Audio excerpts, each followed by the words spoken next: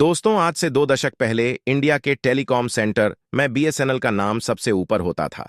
लेकिन जियो के आने के बाद इसके हालात इतनी खराब हो गई कि इसकी मार्केट शेयर 31% से गिरकर 6% पर आ गया। क्योंकि 2017 के बाद बीएसएनएल को हमेशा एक जनरेशन पीछे रखा गया है। जब मार्केट में 4G आ चुका था, तब बीएसएनएल 3G लगाया गया।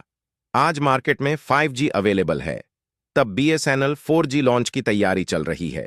कमाल की बात यह है कि वोडाफोन वर्ल्ड की 7th लार्जेस्ट टेलीकॉम कंपनी है, वो भी इंडिया के अंदर जियो के सामने सरवाइव कर रही है और उसे भी आइडिया के साथ मर्ज होना पड़ा। लेकिन अब टेलीकॉम सेंटर का मिजाज फिर से बदल रहा है, क्योंकि लोग जियो और एयरटेल की मनमानी से तंग आ चुके हैं। इसी के चलते लाखों लोग अपने सिम को बीएसएनएल में पोर्ट करा रहे हैं। क्योंकि राजस्थान में सिर्फ एक महीने के अंदर 68,000 लोग बीएसएनएल की तरफ आए हैं। ऐसे में सवाल यह उठता है, बीएसएनएल को गवर्नमेंट ने हमेशा 1 जनरेशन पीछे क्यों रखा? आज इस बाय कोड ट्रेड से क्या फायदा हो सकता है और टाटा की हेल्प से बीएसएनएल फिर से घर वापसी कर सकेगी? क्योंकि टाटा ने ही 1.25 लाख बीएसएनएल टावर लगाने की जिम्मेदारी ली है। दोस्तों, इन सारी चीजों को समझना के लिए हमें सबसे पहले यह जाना होगा कि बीएसएनएल की शुरुआत हुई क्यों थी और यह इंडिया की टेलीकॉम सेंटर में टॉप पर पहुंचा कैसे था। दोस्तों, बीएसएनएल का कनेक्शन उसे ब्रिटिश इंडिया से जुड़ा हुआ है। जब कम्युनिकेशन के लिए टेलीग्राफ यानी कि तार का इस्तेमाल किया जाता था, शुरुआत में यह डिपार्टमेंट अंग्रेजों के हाथ में था।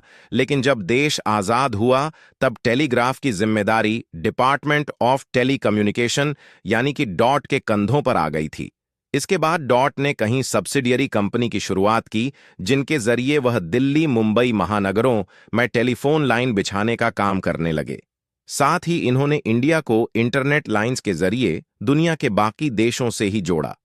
इधर 19 के दौर में कहीं प्राइवेट टेलीकॉम कंपनीज इंडिया में अपने पैर जमाने लगी थी।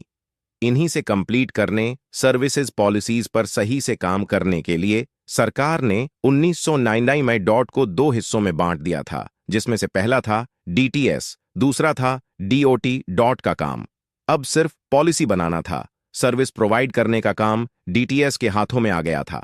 फिर आया 1 अक्टूबर 2000 का दिन, जब सरकार ने डीटीएस का नाम बदलकर बीएसएनएल कर दिया। इस तरह उसे बीएसएनएल की शुरुआत हुई, जिसने पूरे भारत को कनेक्ट करने का काम किया था। बीएसएनएल को पीएसयू यानी कि पब्लिक सेक्टर अंडरटेकिंग बनाया गया था, ताकि कंपनी की वर्किंग कैपेसिटी बढ़े, यह आसानी से प्राइवेट कंपनी का मुकाबला कर सके। बीएसएनएल को बनाने का मकसद था देश में टेलीकम्युनिकेशंस नेटवर्क को फैलाकर हर नागरिक को कॉल और इंटरनेट की सर्विस प्रोवाइड की जा सके, जिसका असर यह हुआ साल 2000 में इंटरनेट, 2002 में 2G, 2005 में ब्रंटविन सर्विसेज ऑफर कर दी गई। अपने शुरुआती दौर में इस कंपनी ने बहुत ही ज्यादा ग्रोथ देखी और कुछ ही सालों में एयरटेल को पीछे करते हुए मार्केट का लीडर बन चुकी थी। बीएसएनएल अपने मकसद को पूरा करते हुए इंडिया के दूर दरवाज के इलाकों में अपनी सर्विसेज ऑफर कर रहा था। दिसंबर 2005 तक 2.5 करोड़ कस्टमर जुड़ चुके थे। साथ ही यह 1 मिलियन ब्रॉडबैंड को सर्विस दे रहा था। इस दौरान कंपनी ने 1.38 करोड़ रुपए का प्रॉफिट अर्न किया था। बीएसएनएल अपने कस्टमर बेस को इतनी तेजी से बढ़ा रहा था कि साल 2006 से 2007 के बीच इसका मार्केट शेयर 31% तक चला गया था। लेकिन बढ़ते मार्केट शेयर के बावजूद इसका प्रॉफिट मार्जिन घट रहा था। लेकिन 2006 से 2007 के बीच 17,806 करोड़ का प्रॉफिट अर्न किया था, जो इसके एक साल के मुकाबले 2,374 करोड़ रुपए काम था। यहीं से इस कंपनी के स्ट्रगल का ऐसा सिरसाला चला। यह अपनी पुरानी पोजीशन पर कभी वापस नहीं आ पाया। लेकिन ऐसा हुआ क्या? मार्केट में राज करने वाला बीएसएनएल समय के साथ डूबता गया। दरअसल इस कंपनी के अंदर 2004 से ही एक बहुत बड़ा स्कीम चल रहा था, जिसके मास्टरमाइंड थे उसे समय के union minister of communication Dayanidhi Maran. इस केस को टेलीफोन एक्सचेंज के नाम से जाना जाता है, जिसका बीएसएनएल पर बहुत ही बड़ा इन्फैक्ट पड़ा था। एक्चुअली दयानिधि मारन ने घर और ऑफिस में 300 से ज्यादा इलीगल टेलीफोन एक्सचेंज लगवाए थे। इसमें हाई कैपेसिटी आईएसडी लाइक लगाई गई थी, जो जनरली कमर्शियल के लिए यूज होती है। इन टेलीफोन लाइंस का इस्तेमाल दयानिधि मारन के पारिवारिक बिजनेस सुन टीवी नेटवर्क में यूज किया जा रहा था। इस स्कीम 1.78 करोड़ का चूना लग गया था। अब बीएसएनएल इस लॉस को रिकवर करने में लगा ही हुआ था। तभी 2008 में 2G स्कीम हो जाता है, जो भारत का सबसे करप्शन स्कैंडल में से एक था। इस स्कीम में स्पेक्ट्रम लाइसेंस को मार्केट वैल्यू के मुकाबले बहुत ही कम प्राइस पर हेलोगेट किया गया था, जिससे गवर्नमेंट को लगभग 17,60,000 करोड़ का नुकसान उठाना पड़ा था। एक्चुअली उसे समय के टेलीकॉम मिनिस्टर ए राजा की कंपनी को नीलामी की वजह पहले आओ पहले पाओ की नीति पर लाइसेंस दिया था, जिसमें कुछ प्राइवेट कंपनीज को बहुत ही कम प्राइस पर स्पेक्टर मिला था। लेकिन जब यह मामला सामने आया, तब बड़े लेवल पर सीबीआई इन्वेस्टिगेशन शुरू हो गई और बाकी कंपनीज के साथ साथ बीएसएनएल के टेंडर की भी जांच होने लगी, जिससे इस कंपनी के ऑपरेशन दूसरे कहीं अहम प्रोजेक्ट स्लो पड़ गई और फिर से लॉसेस का सामना करना पड़ा।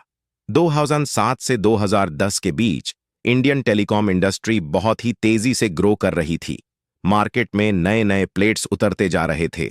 सभी प्राइवेट कंपनीज तरह तरह के प्लेन ऑफर करके अपने इन्फेक्शन को मजबूत बनाकर कस्टमर को अपनी तरफ अट्रैक्ट करने की भरपूर कोशिश में लगी हुई थी। लेकिन उसे दौरान बीएसएनएल पूरी तरह सुस्त पड़ा था और 2010 में इसका मार्केट शेयर गिरकर मात्र 14% पर आ चुका था। इसकी असली वजह सरकारी एम्प्लॉइज का निचलापन कहे या गवर्नमेंट का करप्शन पर बीएसएनएल की तरफ से ऐसी कोई भी कोशिश देखने को नहीं मिली, जैसा प्राइवेट कंपनीज कर रही थीं। यही वजह थी 2010 से 2011 के बीच बीएसएनएल को 6,784 करोड़ का नुकसान हुआ था, जो 2011 से 2012 में बढ़कर 8,851 करोड़ रुपए हो गया। इस दौरान बीएसएनएल ने अपने मार्केट शेयर को बहुत ही मेसिवली लूज किया था। पर दोस्तों, ये भी गरिमा थी। पर 2017 के बाद से कंपनी के लिए चीजें और भी खराब हो गई। दरअसल 5 सितंबर 2017 को रिलायंस जो लॉन्च हुआ 35,000 करोड़ रुपए खर्च करके high speed 4G network India में लॉन्च किया गया। लेकिन सबसे हैरान करने वाली बात यह है कि इतना पैसा खर्च करने के बाद भी अपनी सर्विसेज कस्टमर के लिए फ्री रखा था। लोग भी जियो का सिम लेकर कॉलिंग और इंटरनेट का लिमिटेड यूज कर रहे थे। इस फ्री सर्विसेज का नेगेटिविटी इनफैक्ट बाकी की टेलीकॉम कंपनीज पर बहुत ही बुरी तरह पड़ा।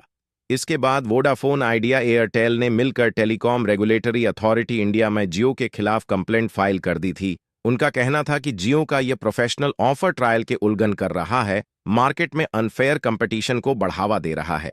इसके बाद ट्राई ने इन्वेस्टिगेशन किया, जियो के फेवर में फैसला देते हुए कहा इसकी प्रमोशन स्कीम किसी भी रेगुलेशन का उल्लंघन नहीं कर रही है। अब इस ट्राई के इस फैसले से वोडाफोन आइडिया और एयरटेल को बहुत बड़ा झटका लगता है। वह इस मामले को लेकर telecom dispute settlement appellate tribunal के पास जाते हैं। पर यहां भी फिर से जियो की जीत हुई, क्योंकि टेडी सेठ ने भी ट्राई के फैसले का सपोर्ट किया था। दोस्तों, किस फैसले से यह जाहिर होता है? कहीं ना कहीं सरकार ने जियो को फीवर तो किया था, बीएसएनएल को पूरी तरह नजरअंदाज किया गया। लेकिन जियो को फीवर करने में सरकार का क्या फायदा था, यह मुझे बताने की जरूरत नहीं है, ये आप खुद ही समझ सकते हो। दोस्तों, इस शब्द का अर्थ यह हुआ, जियो के लोन से पहले इंडियन टेलीकॉम इंडस्ट्री में 12 कंपनीज हुआ करती थी, जिनके पास टोटल 103 करोड़ सब्सक्राइबर थे, और जियो के लॉन्च होने के बाद इनमें से 58% कंपनीज या तो बिक चुकी थीं या उनका कारोबार हमेशा के लिए बंद हो चुका था। सिर्फ एयरटेल था सही महीना में सरवाइव करने में कामयाब रहा।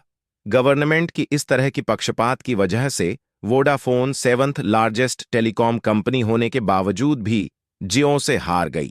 भारी लॉस के बाद आइडिया के साथ जाकर मिलना पड़ा, जिसे आज हम वीआई के नाम से जानते हैं। दूसरी तरफ बीएसएनएल की हालत इतनी खराब हो चुकी थी, इसका मुन्ना या ना होना एक बराबर था, क्योंकि इसका मार्केट शेयर 9% आ चुका था। जियो 4G लॉन्च होने के बाद बाकी की सारी कंपनीज 4G पर स्विच हो चुकी थीं, सिवाय एक कंपनी के, वह थी बीएसएनएल। सोचो, एक समय देश का पहला स्टेट ओपनर था जिसने साल 2010 में सबसे पहले 3G सर्विसेज को लॉन्च किया था। लेकिन आज जहां बाकी कंपनीज 5G लाने के बाद 6G पर काम कर रही है, वही बीएसएनएल अभी तक 4G लाने में अटका हुआ है। और वजह तो आप समझ चुके होंगे। जब बीएसएनएल की सबसे ज्यादा जरूरत थी, यानी कि 2010 के आसपास, जब देश में स्मार्टफोन यूजर बहुत तेजी से बढ़ाना शुरू हुए थे, तब सरकार ने बीएसएनएल पर बिल्कुल ही ध्यान नहीं दिया था, और इसका नतीजा यह हुआ, कुछ ही सालों के अंदर बीएसएनएल की सर्विसेज सबसे ज्यादा खराब हो गई। खासकर इसका कस्टमर सर्विस इतना ज्यादा बेकार था कि लोग शिकायत करने की वजह अपना नंबर बदलना ज्यादा बेहतर समझते थे। ना बीएसएनएल पर कॉलिंग अच्छे से होती थी, ना ही इंटरनेट चलता था। साथ ही इसका नेटवर्क कवरेज बहुत वीक हो चुका था। इसके अलावा यह है, नई टेक्नोलॉजी को अडॉप्ट करने की जगह प्राइवेट कंपनीज की प्राइस में फंस चुका था। स्लो डिसीजन मेकिंग ब्यूरोक्रेसी की वजह से मार्केट में आ रहे बदलाव पर एक्शन नहीं ले पाया। लेकिन अब जियो एयरटेल वीआई के कंपेयर में बीएसएनएल के रिचार्ज आधा रेट कम में भी उपलब्ध है। इसी के चलते सोशल मीडिया पर बाइक कोड जियो और बीएसएनएल के घर वापसी जैसे हैशटैग वायरल हो रहे हैं। लेकिन सवाल यह है, इस ट्रेंड से बीएसएनएल का क्या होने वाला है? असल में social media bike code private companies की महंगे प्लान ऐसी कुछ सर्कल में बीएसएनएल की सिम की बिक्री में 3 गुना बिक्री हुई है। रिपोर्ट के अकॉर्डिंग बिहार एंड झारखंड के धनबाद में हर रोज बीएसएनएल के लगभग 500 सिम बिक रहे हैं, जो पहले सिर्फ 150 सिम ही बिका करते थे। साथ ही इसकी पोर्टेबिलिटी 2.5 गुना बढ़ चुकी है, यानी कि अब पहले के मुकाबले 2.5 गुना ज्यादा लोग अपने सिम को बीएसएनएल में पोर्ट करा रहे हैं। इसके अलावा अकेले राजस्थान की बात करें, यहां सिर्फ 1 महीने में 1683 लोग बीएसएनएल में जुड़ चुके हैं। इन सब चीजों से जियो और एयरटेल को काफी झटका लगा। अगर ऐसे ही चलता रहा, इसका इम्पैक्ट बहुत ही बड़ा हो सकता है।